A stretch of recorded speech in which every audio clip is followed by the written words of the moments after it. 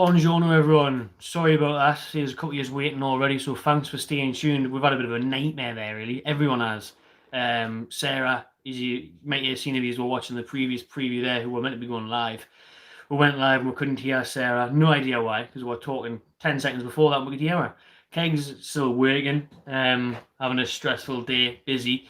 So everything's been a bit up in the air. And the stream was just a bit of a mess, a bit unorganised, all a bit rushed. So and technical difficulties on top of that. Once we're finally got it going, so a nightmare. We're going old school here. I just quickly went live, not on StreamYard or anything, because that's all done through Keg. So I'm just going to rifle off a quick preview here for the Everton game. Try and get you involved in the comments if I can. Look, all messages visible in the live chat. So you'll be going up and down there. Jesus, I haven't done this in ages. I haven't done this since we were live at Team News, St James Park days. Right, so like I say, we'll talk Everton on Sunday. We've got Sarah, who was meant to be on the live stream, who was on, who you couldn't hear her.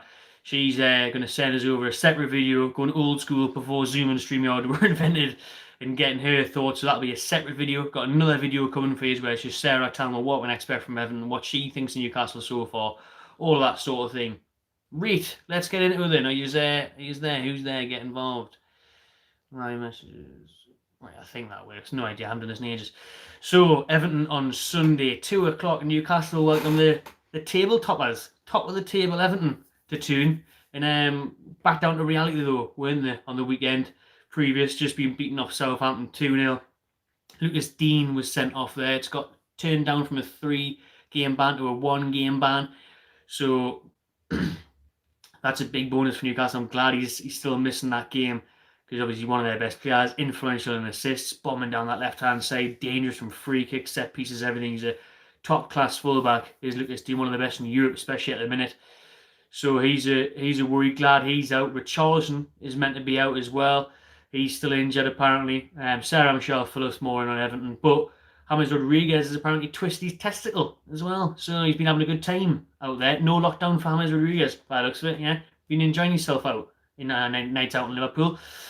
Let's have a look at us. John Joe Shelby's out, Dubravka's out, Gale's out, and Matt Ritchie's still out. I think Ritchie would have been good in this game. And we've got to pet that Pickford. I'll get into this soon, but obviously Pickford's the main guy, the villain when it comes to this game, isn't he?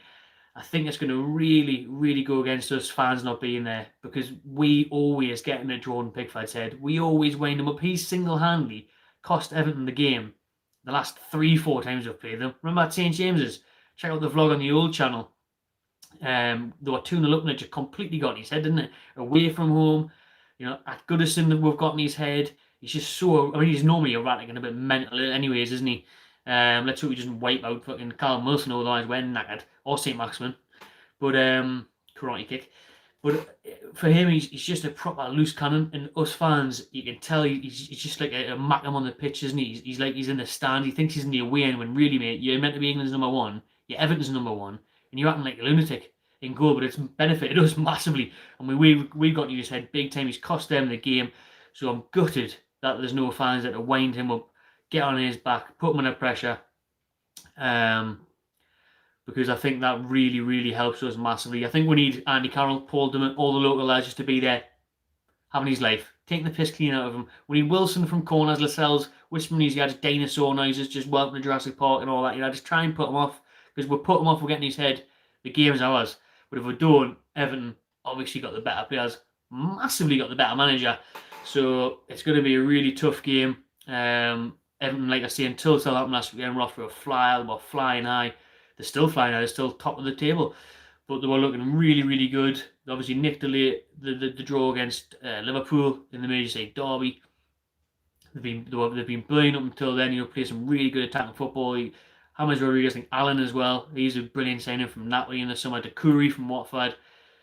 Richarlison, like I say, is thankfully meant to be injured. More on that from Sarah and what we can expect from them. But when you look at Everton's side, they're just so dangerous. These games are always entertaining as well. You can see why it's been moved to 2 o'clock on a Sunday, because, you know, 2-2s, 3-2s here and there all the time for Everton against Newcastle. Let's have a look what they're saying. Yeah, Richarlison's obviously still out through his red card, wasn't it? Not an injury. Seamus Coleman and John Joe Kenny are both injury doubts as well. Stuart Atwell is the referee. Loves giving away a pen against Newcastle. The last 3 penalties given against us have been by him. on his VAR watch. Home to Brighton this season, in 2 in the game at Watford last season. If we look at previous years, we got beat 2-1 last year at home. Fabian Shaw scored for us. We won 3-2 the year before that, Rondon Perez. That's the one I'm on about with the vlog on the old channel where we get right into Pickford's head. Back-to-back 1-0 defeats, actually. The couple of years before that, and then another 3-2. CC Perez and Jack Colback even scored. Then we lost 3-0 the year before that, 2-1 the year before that. We're going back nearly 10 years there where we won them 2-1. So like I say, it's always a pretty close game, apart from that 3-0 that they won in 2014. But 5 at the back all day long, yeah, and it from Brucey. Against Everton, I mean, they are flying. Like I say, they're top of the table at the minute, so it's kind of understandable. I think we've got to keep Jacob Murphy in there after how well he did. I think Brucey's going to probably play the same team that played against Wolves, to be honest with you, which is quite understandable. Picking up that point, you'll want to sit everyone behind the ball. You'll let Everton play. We'll try and hit them on the counter. Jacob Murphy, like I say, he was brilliant. Took his chance well against Wolves. He's got to keep his place. You'd think right wing back still isn't his position, is it? Really scored a brilliant free kick, get him further up the field where his pace can hurt them. But he's not going to really replace Saint or Almiron or even Hendrick or Joe Linton, as Brucey likes to play him right mid as well. Fraser, I want to see him further forward, not in a centre midfield role. But we have got injuries, and he'll bank on the graft that him and Almiron will do in the middle. So it probably makes sense. It'll probably be lifting. And we'll probably lose 2-1. Enjoy yourselves. Get the comments in what you think the score is going to be on Sunday. I think 2-1 either way myself. Jake Ford, we need to get a win Sunday, but it's going to be a hard one. I think we've got a good chance even without the crowd. No Richarlison and Dean. They look like they have no service with a Wobie. Forfeit. Kush de la Kush, nice name. Without the fans there, predict a draw. If the fans were there, would have given psychology to Dino Arms. I think a draw's a good shout. I'd take a draw, to be honest. A 1-1 or a 2-2. I would take a draw against Everton, where they're on the table at the minute. And with Newcastle coming up, we've got Southampton the week after. And then is it Palace or Chelsea? We've got some tricky games in November, to be fair.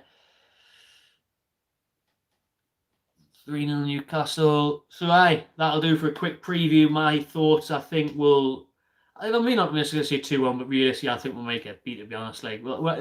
I'll come on a live team news. This is reminiscent when we used to do live team news. It's just live on YouTube, not on StreamYard. I may just do a live team news before the game, and then I'd give a score then, because it's hard at the minute, because what team Brucey puts out, who's fit for Everton, who plays. I mean, there's Hammers going to be missing. Richarlison and Dean are definitely missing. So those are big losses. Big losses. 2 of Everton's best players there easily. So we'll wait and see. You never know, if their team is really weakened, there's no reason we kind of get the win or at least get a draw.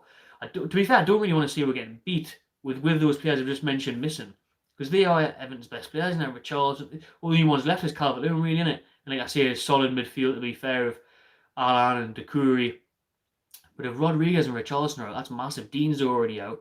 I don't think Everton's defence is that good. They're good going forward. They're good from set pieces. Mina and Keane, giants at the back, but they've been a bit sloppy. They were sloppy last week, weren't they? And Pickford's a nightmare. We need to just hammer Pickford outside shots. Shelby's not fit now, so that's a bummer, innit? Save Maximin outside shots. Almiron, Wilson, one-touch shots the lot. We need to get at Pickford. I want to see, it's typical Bruce where we don't even have bastard shots on target. We need to get in and around the box. We need to put Pickford under pressure. You could even play Carroll in this game. You could even definitely bring him on with more than fucking 2 minutes left and get him in the way, elbowing Pickford in the face, getting in front of him, putting pressure on, getting easier, wind him up. You get in Pickford's head, he loses the game completely. If he hasn't already, he already is erratic. He's still a great shot stopper. Put him under pressure, see what we can do. Let's more press this game, more intensity. The players have had another week off. We're at home. Let's go for it. Let's not be so negative. I wouldn't even mind 5 at the back that much because of how dangerous Everton are, but not all those players are missing. And not if we've got a chance to really get at them. Give it a good go. Because this fixture, like I say, has been 3-2 a couple of times, been some goals in this game.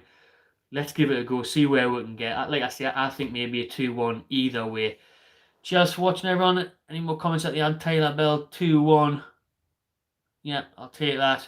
Cheers for watching, everyone. Sorry about the mix-up with the live stream. On a nightmare there. These things happen. Technical issues.